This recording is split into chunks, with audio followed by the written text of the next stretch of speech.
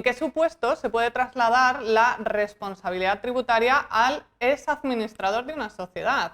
El TEAR de Madrid ha conseguido, gracias al despacho de OC Tax Legal, que una responsabilidad tributaria que se pretendía derivar a un exadministrador de una sociedad no se derive. Pero ¿cuáles son las claves para conseguir esto? Tenemos con nosotros a Francisco Aguirre, que es socio fundador de OC Tax Legal. ¿Qué tal, Lara? Muchas gracias por invitarme a tu programa. Muchas gracias a ti por Un desplazarte. placer. Muchas gracias. Bueno, yo lo primero, porque creo que es un tema que ha suscitado como mucho interés, ¿no? El saber que a uno como es administrador a lo mejor le pueden trasladar una responsabilidad de un cargo que ya no ocupa, ¿no? Entonces, saber en qué supuestos eso se podría producir. Claro, aquí lo principal prueba que busca Hacienda es, para la derivación, es quién figura a efectos públicos registrales como administrador. Entonces, ¿qué sucede? Que hay casos en los que por desconocimiento o por incluso olvido o mala gestión, en un cambio de administrador no se ha informado debidamente, no se ha registrado, inscrito en el registro mercantil y por tanto Hacienda, si después son hechos que han acaecido bajo el mandato de otra administración, va directamente contra el administrador que consta como inscrito.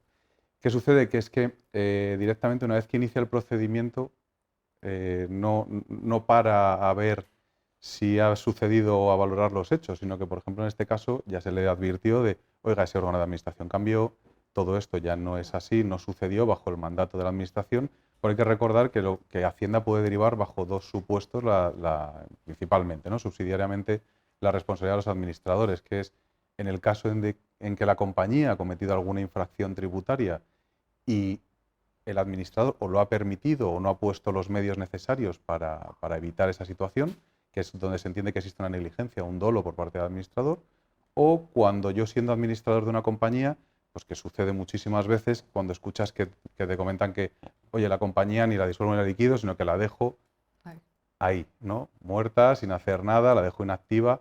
¿Y qué sucede? Que si dentro de esa inactividad la compañía tiene deudas, Hacienda puede derivar la responsabilidad del administrador por no haber cumplido o haber cometido, digamos, esa labor de buen administrador para pagar esas deudas. Aquí en este caso, ¿qué sucedía? Que esa infracción estaba cometida por la compañía, pero bajo el mandato de otra administración que realmente no estaba o no figuraba como públicamente inscrita en el registro mercantil.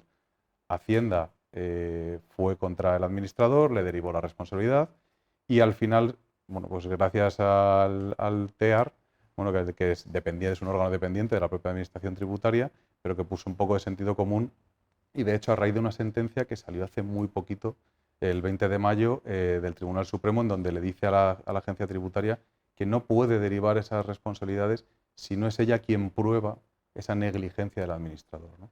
Que al final, cuando te inician este tipo de procedimientos de derivación de responsabilidad, la agencia tributaria intenta darle la vuelta a la prueba, ¿no? Es decir, oye, yo no soy, la presunción de inocencia vuela por los aires y ya no eres tú quien debes de, no soy yo como administración quien debe probar que has cometido algo bajo una negligencia dolo, sino que es el propio administrador quien tiene que decir, pruebo que no lo he hecho, cuando es invertir absolutamente la carga de la prueba.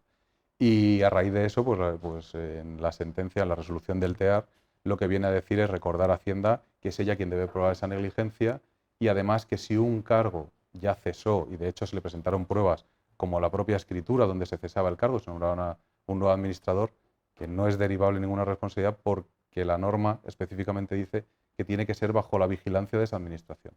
Es decir, y además el administrador debe animar o haber una negligencia, un dolo, que no prevenga de esa infracción. Con lo cual, bueno, pues aquí, por suerte, pues bueno, pusieron un poco de cordura. Bueno, has dicho gracias al TEAR, pero gracias a vosotros Sí, también, ¿no? Sobre todo, aunque ya nos lo has dejado caer un poco con el tema de la inscripción en el registro mercantil, pero por aclararlo a lo mejor un poco más, ¿cuáles son los retos probatorios que nos podemos encontrar en esta situación cuando dejamos de ser administradores para evitar que esto nos ocurra? Claro, lo primero que siempre, y porque no es el primer caso que vemos, es procura, una vez que hayas hecho el cambio de administrador o que hayas cesado en ese cargo, uno, procura revisar que todas las actuaciones que llevaste a cabo o que no existe o no dejas ningún tipo de deuda con agencia tributaria o con seguridad social, más allá de las normales del día a día, sino que no hay ningún tipo de infracción o que no has hecho ninguna actuación que pueda derivar en una sanción, ¿vale? Eso muchas veces es muy complicado, ¿no? Y dos, que una vez que cesas, inscríbelo, hazlo público. Es decir, haz una prueba de publicidad sobre ese cese, que muchas veces es firmo en notaría y no lo llevo a inscribir en el registro mercantil, con lo cual pues ahí se queda en un limbo en el que Hacienda probablemente pues, te puede intentar derivar. Claro, ahí, como decíamos, el TEAR, o sea, gracias a vosotros habéis conseguido que no se derive esa responsabilidad, pese a que no estaba inscrito en el registro mercantil. Aquí, ¿qué problema hay con la agencia tributaria o qué problema nos estamos encontrando, sobre todo ahora, ¿no? Que una cosa es recaudar, ¿vale? Pero no a cualquier precio. Es decir, hay una agresividad absolutamente desmedida, en la cual hemos dotado, a mi parecer, de un poder desmesurado a la agencia tributaria. Es un gran hermano, es decir, conoce absolutamente de todas las actuaciones, sabe, con los métodos de pago puedes llegar a conocer de qué has estado haciendo el fin de semana, dónde te has ido a cenar, o dónde te has ido a comer, o dónde has dormido, ¿no?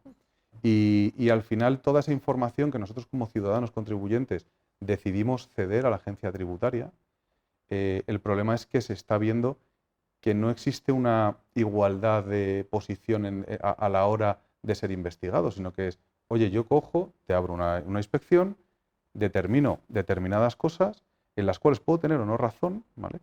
Pero primero paga y luego vamos a ver si es verdad. Claro, vamos a ver si realmente tienes razón o no la agencia tributaria. ¿Qué sucede? Mira, por ejemplo, en este caso, o sea, era una derivación de 150.000 euros donde la persona no tenía el dinero para hacer frente a esa deuda.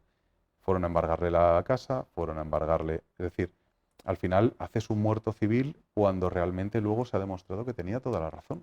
Claro. Pero por el camino toda esa calvario o ese tránsito es debido a que estamos volando el principio de inocencia.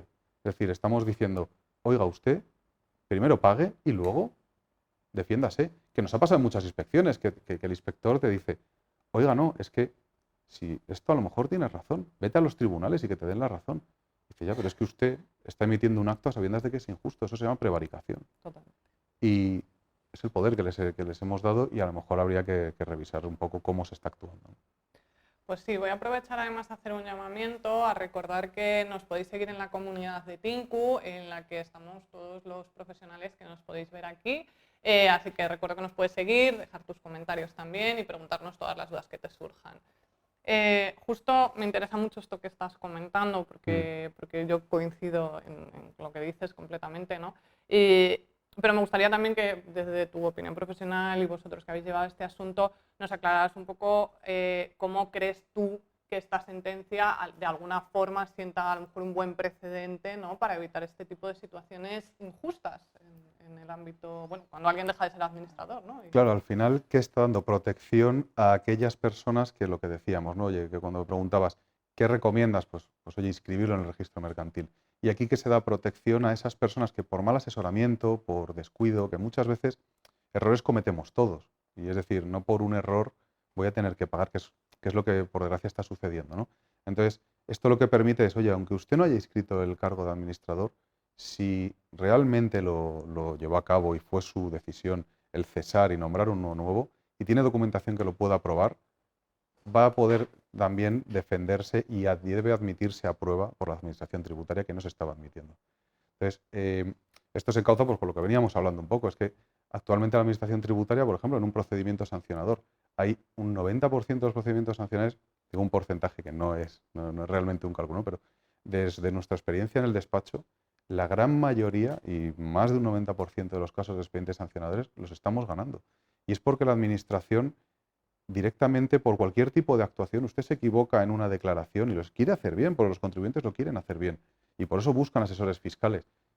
Y lo quieres hacer bien y te equivocas, y ese error no existe un derecho al error, te lo sanciona automáticamente. Entonces, aquí, por ejemplo, ¿qué sucede? Que además entra la extorsión. Es decir, yo le pongo una sanción, digo, Lara, te has equivocado, pero además te voy a sancionar.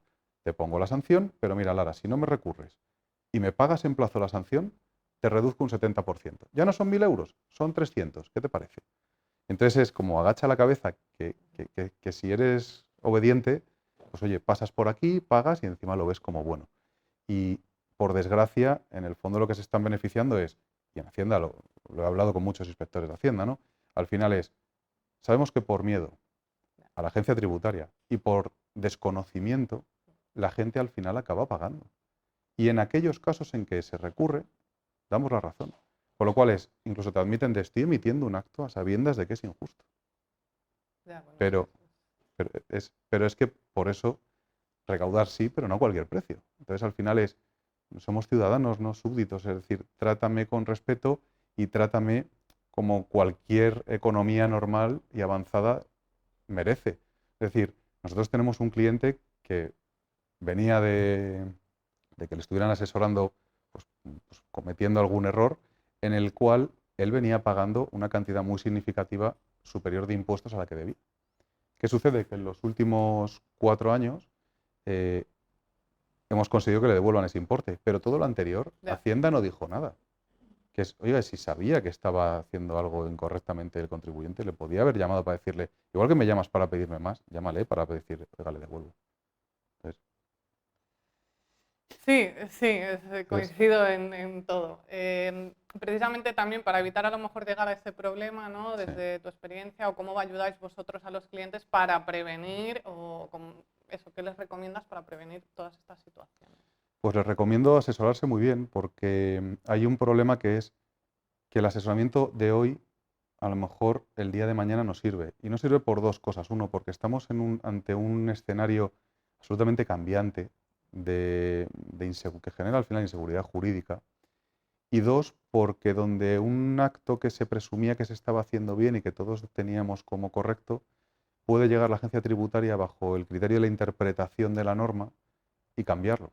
Y en ese momento algo que por histórico entendías que venías haciendo bien, a lo mejor está mal. Entonces ese asesoramiento recurrente creo que es fundamental en la empresa y en que tener un seguimiento del día a día y en cualquier cambio normativo, cualquier cambio de interpretación, etcétera, estar informado. Por desgracia es un coste absolutamente desmedido, ¿no? De tanto administrativo como burocrático, pero en un entorno en el que es una amenaza más dentro de la valoración del negocio, tienes que defenderte y tienes que invertir en ello. Sin duda.